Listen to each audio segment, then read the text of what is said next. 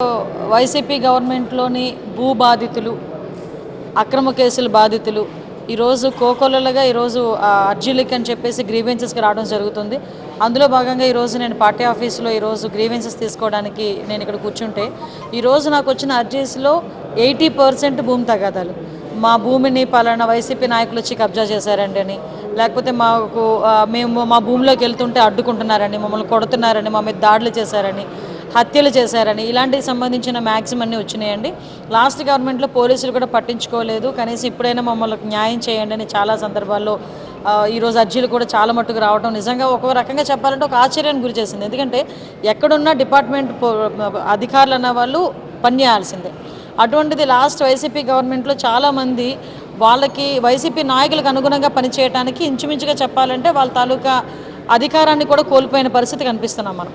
అటువంటి సిచ్యువేషన్ నుంచి ఈరోజు ఎక్కడైనా చంద్రబాబు నాయుడు గారి హయాంలో, ఎన్డీఏ హయాంలో న్యాయం జరుగుతుందని ఒకే ఒక నమ్మకంతో చాలా దూర ప్రాంతాల నుంచి, కడప నుంచి, అనంతపురం నుంచి, ఈరోజు కడప నుంచే సుమారుగా పులివెందుల కాన్స్టిట్యున్సీ నుంచి దగ్గర ఒక 4 అర్జీలు వచ్చినాయి, 4 నుంచి 5 అర్జీలు వచ్చినాయి. అక్కడ కూడా వైసీపీ నాయకులు మమ్మల్ని దౌర్జన్యం చేస్తున్నారు, వైసీపీ నాయకులు మా భూమి మీదకి వస్తున్నారని చెప్పేసి అక్కడ కూడా రావడం జరిగింది.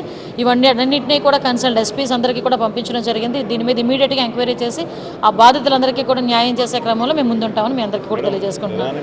జగన్ హైకోర్టులో పిటిషన్ వేశారు, 900 మంది భద్రత నాకు కావాలి, ప్రాణహాని ఉంది, 980 మందో ఎంతమంది, 900 మంది అంటే చిన్న గ్రామంలో ఓటర్ల సంఖ్య నాకు తెలిసి ఒక గ్రామ పంచాయతీకి సంబంధించిన ఓటర్ల సంఖ్య అంటే ఒక గ్రామ పంచాయతీ అంతా సెక్యూరిటీ జగన్మోహన్ రెడ్డి అడుగుతున్నాడు అంటే ఒకసారి మనం కూడా ఆలోచన చేసుకోవాలి. ఈరోజు కావలసిన మా డిపార్ట్మెంట్ వాళ్ళని అడగండి, ఎవరినైనా అడగండి, ఏదైతే ఎక్స్ సీఎంగా ఆయనకి ఇవ్వాల్సిన Z+ సెక్యూరిటీ ఈ రోజుకి కూడా కంటిన్యూ అవుతుంది. సీఎంగా ఆయనకున్న సీఎం ఇంతకుముందు ఆయన సీఎంగా ఎంజాయ్ చేసిన భద్రతను కల్పించమని ఇప్పుడు అడుగుతున్నాడు. ఒక ఎక్స్ సీఎంగా ఇవ్వాల్సిన భద్రత అంతా కూడా ఎక్కడా కూడా డ్రాప్ చేయకుండా యాజ్ టీజ్గా మేము ఇస్తున్నాం.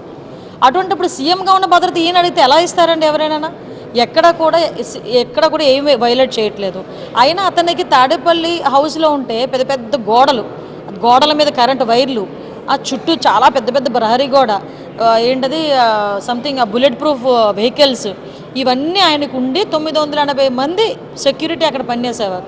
అంటే నేను ఇందాక చెప్పినట్టుగా ఒక గ్రామం ఆయన గురించి పనిచేసింది. సంఖ్య ఎంత ఉంటుందో అంత సంఖ్య పనిచేశారు. అంటే నేనేమంటానంటే ఈరోజు మీరు వేసుకోవడంలో తప్పులేదు, కానీ బురద చల్లకండి, గవర్నమెంట్ మీద బురద చల్లకండి. మీరు కోర్టులో వేశారు, కోర్టు ఏం చెప్తుందో వినండి, అంతే తప్పించి ఈరోజు మేమేదో మీకు సంబంధించిన భద్రతను మేమేమో ఆపేసామని చెప్పి ప్రజలకి మభ్యపెట్టడానికి లేకపోతే ఏదో రకంగా బురద చల్లడానికి ప్రయత్నం చేయడం అనేది తప్పు. ఎక్స్ సీఎంగా జగన్మోహన్ రెడ్డికి ఇవ్వాల్సిన Z+ సెక్యూరిటీ ఇస్తున్నాం. అట్ ద సేమ్ టైం ఆయన బయటకు వెళ్ళి బుల్లెట్ ప్రూఫ్ వాహనం కూడా పెడుతున్నాం. ఎక్కడా కూడా ఎటువంటి ఇబ్బంది కలిగించట్లేదు. ఆయన కావాలని బురద చల్లుకుంటున్నారు, ఆయన కావాలని కోర్టుకు వెళ్ళారు తప్పించి అంతకుమించి ఇందులో ఏమీ లేదు. ఇంతకు ముందుగా సీఎం లాగా మాకు ఇలా చేయమంటే అక్కడ అవ్వదు. అంటే పిటిషన్లో ప్రధానంగా నాపై కోడికత్తి దాడి జరిగింది, ప్రాణహాని ఉందని చెప్పారు. కోడికత్తి దాడి జరిగిందని ఇప్పుడు గుర్తొచ్చిందండి? 5 సంవత్సరాల తర్వాత గుర్తొచ్చిందా కోడికత్తి కేసు గురించి? మరి 5 సంవత్సరాల ముందు అతను సీఎం అవ్వడానికి కారణమైన కోడికత్తి కేసు ఆయన సీఎంగా ఉండేటప్పుడు ఎందుకు దాన్ని రిజాల్వ్ చేసుకోలేకపోయాడు? ఎందుకు ఒక్కరోజు కూడా కోర్టుకు వెళ్ళలేకపోయాడు? ఈ రోజు వరకు కోడికత్తి ఆ విషయంలో ఒక్కరోజైనా కోర్టుకు వెళ్ళే సందర్భం మీరు చూసారా? ఎన్నిసార్లు కోర్టు ఆయన్ని కోర్టుకు ఆహ్వానించింది? ఏదో ఒక వంక పెట్టుకొని కోర్టుకు వెళ్ళడం మానేశాడు కదా. మళ్ళీ ఈరోజు కొత్తగా ఆ డ్రామాని ఎందుకు బయటకు తీసుకొస్తున్నారు ఆయన? అంటే ఇది కేవలం డ్రామా అన్న సంగతి అందరికీ అర్థమవుతుంది, ఆటోమేటిక్గా కోర్టుకు కూడా అర్థమవుతుంది. ప్రతిపక్ష హోదా కూడా ఆయనకు లేదు, దానికోసం పిటిషన్ వేశాడు, సెక్యూరిటీ పిటిషన్ ఈ విధంగా హైకోర్టును ఆశ్రయిస్తున్నారు. అంటే ఏం లేదండి, అంటే ఏదో ఒకటి చేయాలి, ఏదో రకంగా గవర్నమెంట్ మీద బురద చల్లాలి, వాళ్ళ సోషల్ మీడియా టీంకి ఏదో ఒక ఫీడ్ ఇవ్వాలి, అదొక్కటే కాన్సెప్ట్. ప్రతిపక్ష హోదా లేదు అన్న సంగతి ఆయనకు తెలియదా? ఇంతకుముందు సీఎంగా పనిచేయలేదా? ఆయన సీఎంగా పనిచేసినప్పుడు చంద్రబాబు నాయుడు గారిని కూడా ఒక్కొక్క సందర్భంలో మాట్లాడాడు కదా అసెంబ్లీలో కూర్చొని. ఏం మాట్లాడారు? మీ వైపు నుంచి అట్నుంచో 3-4 ఇటువైపు వస్తే నీకు ప్రతిపక్ష హోదా కూడా ఉండదు అన్నారు. 10% కంపల్సరీ ఉండాలి, ఆ విషయం రాజ్యాంగం చెప్తుంది ప్రతిపక్ష హోదా రావాలంటే. మరి ఈరోజు నాకు అర్థం లీగల్ అఫేర్స్ని తీసుకెళ్లి కోర్టులో పెట్టి కోర్టులో నేను తేల్చుకుంటాను అనడంలోనే అతని అవివేకం మనకు అందరికీ అర్థమవుతుంది. అతనికి ఏం లేదండి, ఏదో ఒక రకంగా గవర్నమెంట్ మీద బురద చల్లాలనే కాన్సెప్ట్ తప్పించి ఆయనకి ప్రతిపక్ష హోదా లేదని తెలుసు, రాదని ఆయనకి కూడా తెలుసు, అంతకుమించి వేరేదేం లేదు.